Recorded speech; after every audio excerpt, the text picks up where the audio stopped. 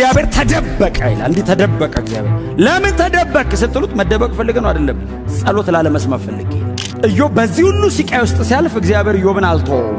ኢዮብ እግዚአብሔር አብሮት ሆኖ ነው በዚህ ሁሉ ሲቃይ ውስጥ እያለፈ ታግሶ ያለፈው። እግዚአብሔር የተወው ግን የታገሰ እናውቃለን። እግዚአብሔር ለከበረ ነገር እያዘጋጀህ ነው። በዚህ ሁሉ ሲቃይ ውስጥ የሚያሳልፈው እያነጠረህ ነው። በእግዚአብሔር በኩል የቆሙ መስሏቸው ለእግዚአብሔር ወግነው ኢዮብን እኮ እንዴት እንደሚቀጠቅጡት ቀጥቀጥ ብትንትኑ ነው። ለዘላለም ሕይወት አምናችሁት ለ70 ዓመት አይጠረጠርም። ዘላለም ያኖረኛል የምትሉት አምላክ መቼ 70 ዓመት አንጠረጥረው። ረጅሙን መተኗል። የቀረን በጣም ትንሽ ነው። እውነቴን ነው የምነግራችሁ። ኢዮብን እግዚአብሔር ትቶት አይደለም፣ በተወሰነ መንገድ እንዲያልፍ ነው ያደረገው። ኢየሱስን ቶታሊ እግዚአብሔር ትቶታል። ኤሊሁም የሚባል አንድ ወጣት ልጅ ኤሊሁም ነው ስሙ። እንዴት አይነት ማይቲ ልጅ መሰላችሁ! ማይቲ እስካሁን አላቸው ስትናገሩ ሰማኋቸው አላቸው። እስቲ ደግሞ ለኔ እድል ስጡኛል። ይሄ ኤሊሁም የሚባል ልጅ ከምዕራፍ 34 እስከ ምዕራፍ 37 ነው ያወራው። ኢዮብ ለምን በእንዲህ አይነት ሲቃይ ውስጥ እንደሚያልፍ አስረዳው። እግዚአብሔር ለከበረ ነገር እያዘጋጀህ ነው። በዚህ ሁሉ ሲቃይ ውስጥ የሚያሳልፈው እያነጠረህ ነው አለው። ምንም ሌላ ፕሮግራም የለማል። ሲጨቃጨቁ የጥበብ ቃል ሲያወሩ ፖኤቲክ ነው እንዳልኳችሁ። መጽሐፉ በግጥም መልክ ነው የተቀመጠው። ሰዎች ውስጥ ሊቃውንት ናቸው ባይዘው የሚያወሩትን ብሰሙ እኮ እንደው በእግዚአብሔር ሳይድ ስላልቆሙ ነው እንጂ የተወራ ወሬ እኮ ምን አይነት ዕውቀት ነው የሚፈሰው ተላያቸው ላይ። በእግዚአብሔር በኩል የቆሙ መስሏቸው ለእግዚአብሔር ወግነው ኢዮብን እኮ እንዴት እንደሚቀጠቅጡት ቀጥቀጥ ብትንትኑ ነው ያወጡት። ግን ዊዝደማቸው ይገርማል። ኤሎሂም ሰማ እስካሁን ሰማው አላው 30 ምዕራፍ ሙሉ ሰማ። ታውቃል ይሄን ሁሉ ቀን ስታወሩ ሰምቻለሁ አለው። እስቲ ዝም በሉ እኔ ላውራ እንዴ። ኢዮብ አለው ለምን ይመስላል በዚህ ውስጥ የምታልፈው ብሎ እግዚአብሔር በላይ ላይ የከበረ አጀንዳ ስላለው ነው አለው። ለበለጠ ነገር ተዘጋጅ አለው። ለምዕራፍ 42 ተዘጋጅ እኮ ማለቱ ነው። እግዚአብሔር ለብዙ የከበረ ነገር አቅዶሃል፣ አታበላሽበት አለው። ታገስ፣ ጨርስ፣ በዚህቹ ትንፋሽ ጨርሳለሁ። እንዳትቀይር ሐሳብ። ልክ ነህ፣ ጥሩ እንትን ላይ ነው ያለ ስቴጅ ልክ ነው፣ እንዳትለውጠው፣ ጨርስ በዚሁ አለው። ታገስ። መቼስ አሁን እኔ እናንተን አሁን እንደዚህ አይነት ነገር አለም እየሰበኳቸው ያሉትን ጌታ ሊመጣ በደጅ ስለሆነ አቋም ሳንቀይር ኢየሱስ እስኪመለስ ድረስ እንደዚህቹ ነው። በተለያየ አቅጣጫ አሁን ዘንድሮ ምናልባት ሲቃዩ ዘንድሮ በጣም መከራው እንደ ኢዮብ አይነት መከራ አይደለም አይደል? በጽድቅ ጨክኖ መኖር ነው መከራ። ለወንጌል እውነት እንደሚገባ መመላለስ ነው መከራ። ለተቀበላችሁት ለዚህ ወንጌል ተቃራኒ ከሆነው ከዚህ ዓለም ጋር ፋይት አድርጎ መጨረስ ነው አሁን መከራው። ልባችሁን የሚያማልለው ልባችሁን የሚወስደው ነገር አሁን ምናልባት የሆነ ነገራችሁን እያሳጣችሁ ላይሆን ይችላል። አንዳንድ ነገር እየሰጣችሁም ሊሆን ይችላል። እምቢ ብሎ መሄድ ሊሆን ይችላል። አሁን ቻሌንጁ አልፈልግም ማለት ሊሆን ይችላል። አሁን ነፍስን የሚያሰቃየን እኔ በእግዚአብሔር ቤት ውስጥ እንደ ሪዋርድ የምጠብቀው 3000 ከብት 4000 ግመል ምናምን የለም። አሁን ለምትኖሩት ህይወት ሪዋርዱ የዘላለም ክብር። አሁን እግዚአብሔር ኢዮብን ሪዋርድ ሊያደርገው እያዘጋጀ ያለው ምዕራፍ 42 ላይ እናንተ አንብቡት። በጣም እጥፍ አይደለም የሚለው እንትኖቹ ይሄን ያህል እጥፍ እንትንም ይሄን ያህል እጥፍ ልጅም በእጥፍ ከብትም ምንም በእጥፍ እግዚአብሔር ሰጣው ይላል። እግዚአብሔር ኢዮብን ጎበኘው ይላል። አሁን ኦፍ ኮርስ መሬት ላይ ስትኖሩ ለመኖር የሚያስፈልጋችሁን ያደርጋል፣ እያረገም ነው። በዚህ እግዚአብሔር አይታማም። ለዘላለም ሕይወት አምናችሁት ለ70 ዓመት አይጠረጠርም። ዘላለም ያኖረኛል የምትሉት አምላክ መቼ 70 ዓመት። ለምታልፉት ህይወት ክብሩ ሰማይ ነው።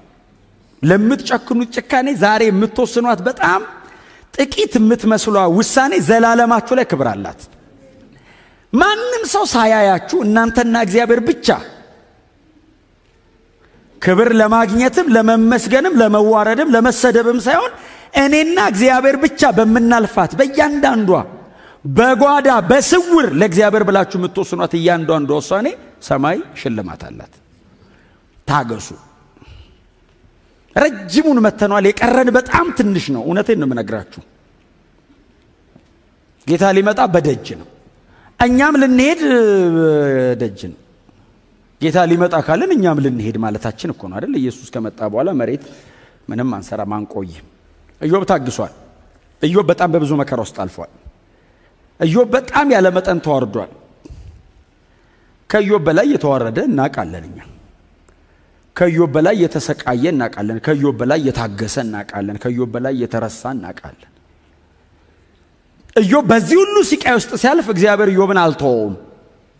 እንትኑን እንዳትነካ እንደዚህም እንዳታደርግ እዚህ ድረስ ብቻ ነው የሚለው። ኢዮብ እግዚአብሔር አብሮት ሆኖ ነው በዚህ ሁሉ ስቃይ ውስጥ እያለፈ ታግሶ ያለፈው። እግዚአብሔር የተወው ግን የታገሰ እናውቃለን። እግዚአብሔር አላይህም ያለው ግን የታገሰ፣ እግዚአብሔር ጩኸትን አልሰማም ብሎ ሰማያትን የዘጋበት ምን ነው ተውከኝ ብሎ የጮኸ የታገሰ ግን እናውቃለን። ኢዮብ በጣም ተዋርዷል። እኛ የምናውቀው ኢየሱስ ግን የተዋረደውን ያክል ኢዮብ እንኳን ሊዋረድ ኢየሱስ የተዋረደውን ያክል እንኳን አንደርስታንድ ማድረግ አይችልም። የመጨረሻውን ውርደት ኢየሱስ ተዋርዷል። መጠን የሌለውን ሲቃ ኢየሱስ ተሰቃይቷል። ኢዮብን እግዚአብሔር ትቶት አይደለም፣ በተወሰነ መንገድ እንዲያልፍ ነው ያደረገው። ኢየሱስን ቶታሊ እግዚአብሔር ትቶታል። አላይህም ብሎታል ኢየሱስን። ኢዮብ ባሪያው ነው፣ ኢየሱስ ልጁ ነው። ልጁን እምቢ አለው። ሲጮህ አልሰማህም አለው። ወደ እኔ እንዳይመጣ አለው። ኤርምያስ ትዝ ይላችኋል። ሰቆቃ ኤርምያስ ላይ ጸሎታችንን ላለመስማት ራስን በደመናው ሰወርከው ይላል። እግዚአብሔር ተደበቀ ይላል። እንዲህ ተደበቀ እግዚአብሔር። ለምን ተደበቅ ስትሉት መደበቅ ፈልገ ነው አይደለም፣ ጸሎት ላለመስማት ፈልጌ ይላል። ጸሎታችንን ላለመስማት ራስን በደመና ሰወርክ፣ መንገዳችንንም በጥርብ ድንጋይ ዘጋኸው አለ። እንዳንነቃነቅ አረከናል። ማንም ኢየሱስ የተረሳውን ያክል አልተረሳም። ኢዮብ በጣም ታግሷል። ማሰብ አይቻልም የታገሰውን መታገስ። ሲታገስ እያወራን የታገሰው፣ የሆነ መልስ እየሰጠን የታገሰው። ኢየሱስ በሸላቾቹ ፊት ዝም እንደሚል በግ ጸጥ ብሎ ነው የታገሰው። መልስ አይመልስም። ልክ እንደ ኢዮብ በቀኝና በግራ ሆነው እሳት ላይ የሚለቁበት ወንበዴዎች አሉ። ፊት ለፊቱ ላይ ካህናት ሕጋቸውን ይዘው ይጮውበታል። እስቲ ውረድ ይሉታል። አንተም ብሎ ጻድቅ ወንበዴ ነህ፣ ኃጢአተኛ ነህ፣ የተረገምክ ነህ ይሉታል። ዝም አለ ኢየሱስ። መልስ አይሰጥም። የተረገምኩ አይደለሁም ኃጢአተኛ አይልም። ኢዮብስ ብሏል አይደለሁም። ኢየሱስ አይልም። ኢዮብ ጸጋ ተሰጥቶት እግዚአብሔር አጠገቡ ቆሞ መግባት የተቻለው ኢዮብ ጋር አጥንቱና ስጋው ጋር ነው፣ ነፍሱ ጋር አልተገባም። ኢየሱስ ሁሉን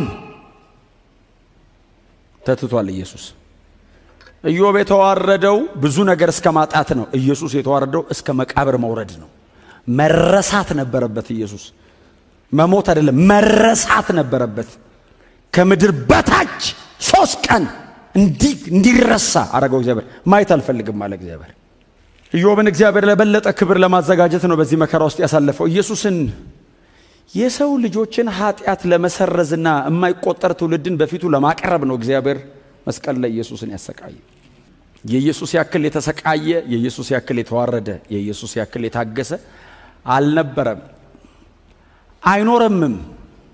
ብቸኛ ነው።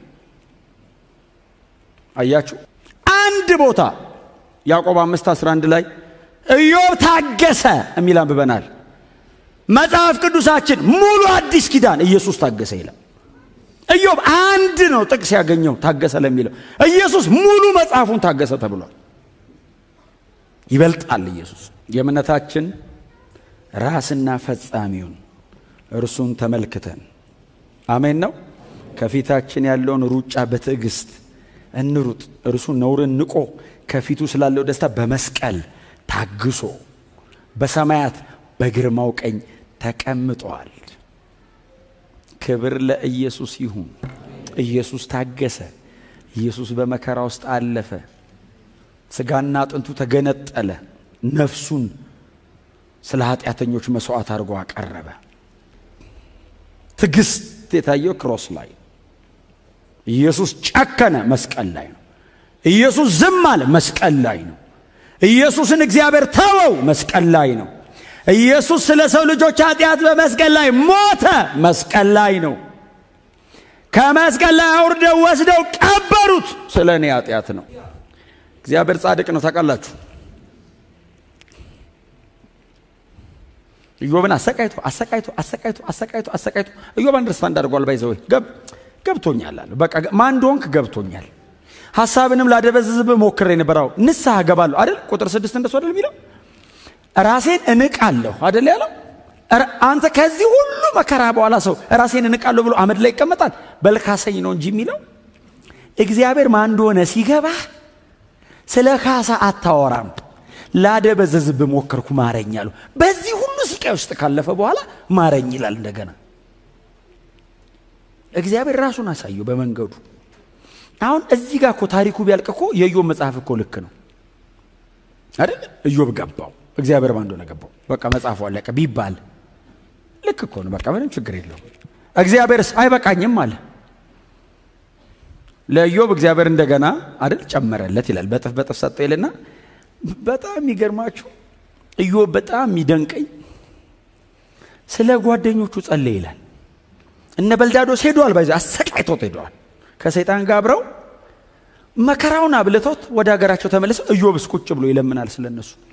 እግዚአብሔር ሆይ እኔም እነሱም አልገባንም ነበረው፣ እነሱም ላንተ የወገኑ መስሏቸው እኔም በዚህ በኩል ቆሜ ሁለታችንም አንተን አንደርስታንድ ሳናደርግ ዲዛይን ሳይገባ እኔን ምረኸኛለሁ ማራቸው እባክህ ብሎ ሲለምን እግዚአብሔር የኢዮብን ጸሎት ሰማ ይላል።